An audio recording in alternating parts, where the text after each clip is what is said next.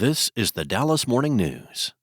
It's Friday, May 8th. A mix of sun and clouds with a thunderstorm possible this afternoon. The high will be 82. Partly cloudy this evening with a low of 66. It will warm up Saturday with a high near 90 expected. Sunday will be a little cooler with a high of 81.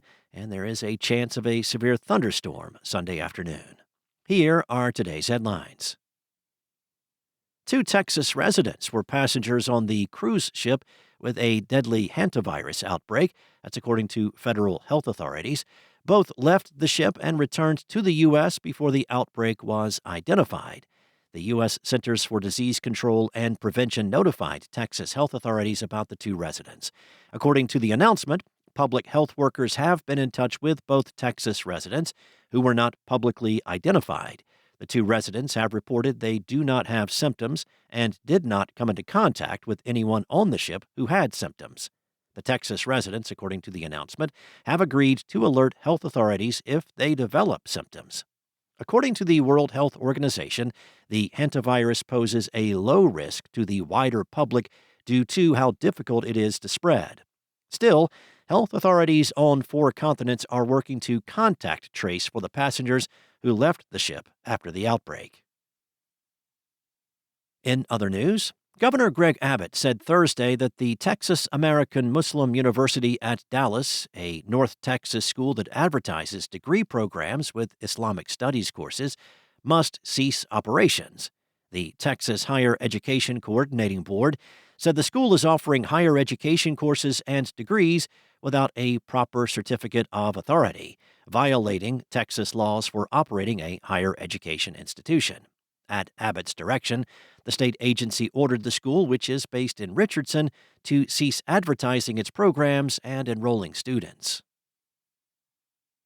Next up, Texas Attorney General Ken Paxton is demanding proof that school districts across the state, including 3 in the Dallas-Fort Worth area, are displaying the 10 Commandments in classrooms as required by a 2025 state law. Paxton's office announced the investigation Thursday. As a part of the investigation, the Attorney General's office is also demanding that the 29 school districts turn over proof that their boards have voted on a policy to require school prayer. The 29 districts targeted by the investigation were involved in lawsuits challenging Senate Bill 10, which requires public schools to display donated copies of the Protestant version of the 10 Commandments in classrooms. Dallas, Fort Worth, and Plano ISDs are among the districts. And when lifelong soccer fan Dennis McGowan and a friend won FIFA's ticket lottery a few months ago, they purchased 4 World Cup tickets in the second highest price category and figured, at worst, they'd be assigned seats in the middle tier of AT&T Stadium. Not quite. The bad news came a few weeks ago when McGowan found out that despite paying $350 per ticket, their seat assignments are in the upper reaches of the upper deck toward the corner, just a few rows from the top of the stadium. Similarly, others were left gobsmacked that their seats are much farther away than expected, and it is igniting a fresh wave of blistering criticism toward FIFA, the Zurich-based governing body that controls every aspect of the ticketing process for the World Cup.